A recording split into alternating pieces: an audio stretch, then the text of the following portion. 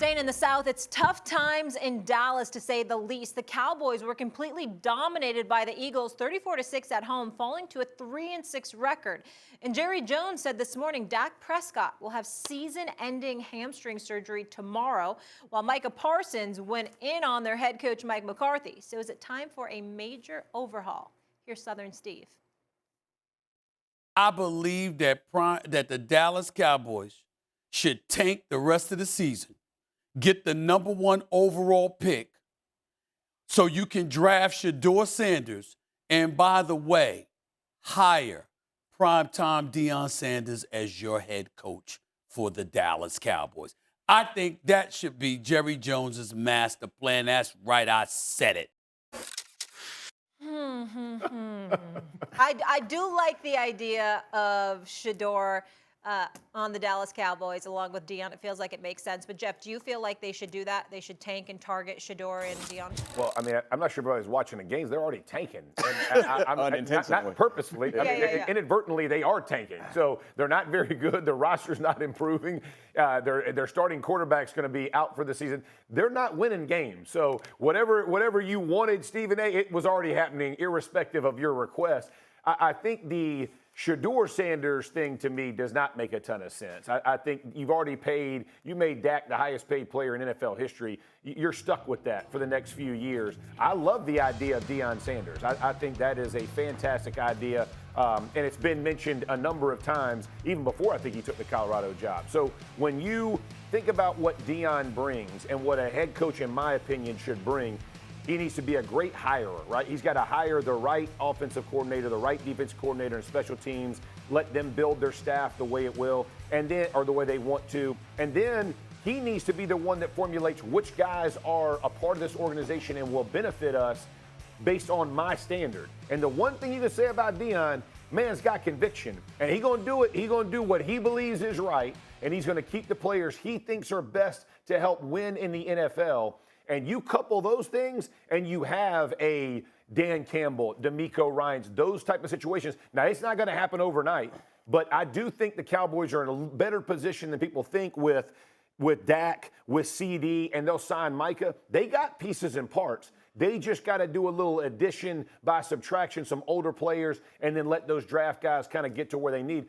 I like the idea. The Shedeur thing, I just don't think. I think that's wishful thinking. Shay? I mean, why should they go out of their way to try to lose games? They're doing a great job, like you said, Sam. They're doing a great job of that without trying. Just keep playing the way you're playing, and everything will fall into place. The plan that you didn't even plan is going to plan out for you. Look, you mentioned names, Dan Campbell. You mentioned D'Amico Ryans. Well, their owners stay out of the way. Cal McNair stays out of the way. The Ford's daughter, I think she took it over. She stays out of the way. Jerry's not going to stay out of the way. Jerry does not empower his coaches. He strips them of their power to coach, to lead, to discipline the players. This is why you get what you get. That's why the players run amok. That's why when you had Jimmy, you had structure. You won championships. There's a reason why you haven't won one in 28 years is because Jerry wants yes men that will let Jerry interject, let Jerry have his say on who plays, when they play, how much they play, and maybe who knows even the play calling. It's hard to win championships when your owner knows so little but thinks he knows so much. Look, I like Time as a coach. Time says it's hard to coach players that make more money than you do. But if it's one of those teams and they're going to give him control, I can see him going to the next level. But I just don't think Dallas is the right place because Jerry is not going to concede anything. Yeah,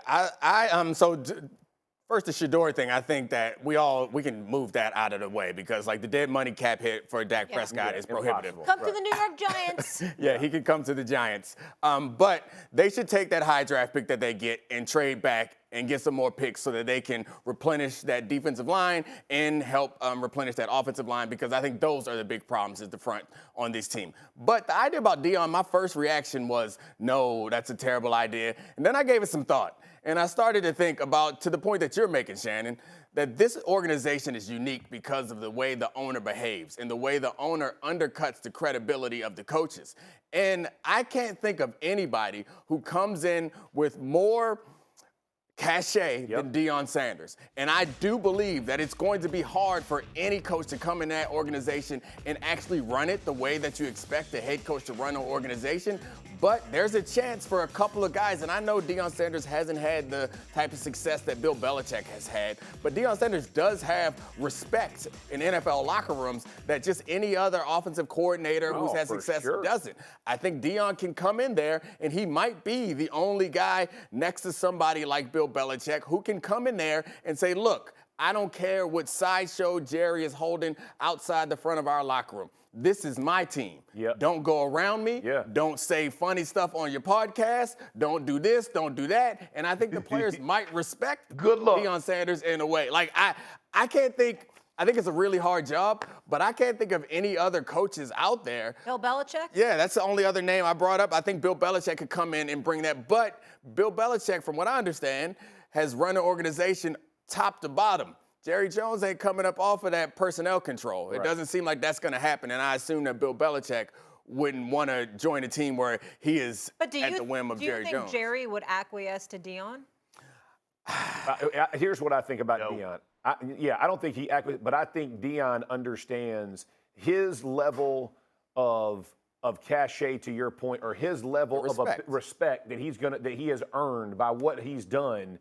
I think gives him credibility in the locker room where he can have those conversations of, hey, this doesn't distract us. I think Deion understands it's not a microwave situation. It doesn't just fix itself. It's going to take some time, and guys will grow and develop with Deion. That's why I like the fit. And again, it's how much would he want the job? Yeah, I was going to say, but is he going to want that job if he's not coaching his son?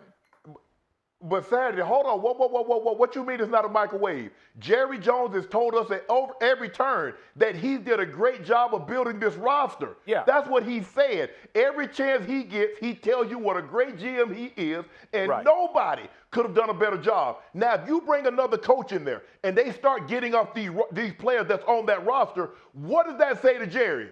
You've done a horrible job. Jerry doesn't like to be told he's done a horrible job at anything. Because that's what would happen. Because guess what? If you had a new coach and the roster is what it is, the general manager would have to go also, because he's the one that gave this coach these crappy players. Well, the GM happens to be Jerry. He ain't going nowhere who happens to be the owner. And Jerry doesn't like that. I understand what you're saying. My point is in the locker room. I think not to the outside world. In the locker room, I think he has the credibility where he can stand before those men and say, "Hey, whatever he say, you got to tune this out, right? Don't be distracted by this." He's not going to have a contest, with Jerry of who has more power in the Dallas media or in the national media. I think Deion stands on what he stands on. He kind of moves on and moves forward. I think in a locker room, though, they're going to respect that voice. I mean, he's prime time. Exactly. He's one of the greatest. To your point, Saturday. Real quick, Shay. Saturday, Fox. We all have kids. But if the kid goes to the mom and the mom says no and then comes to you and you say yes, you've undermined mom's authority. So guess what? If Time says something and then they go to Jerry and then Jerry gets his way, which a lot of times players have done, circumvent the coach, now what do we got for Saturday?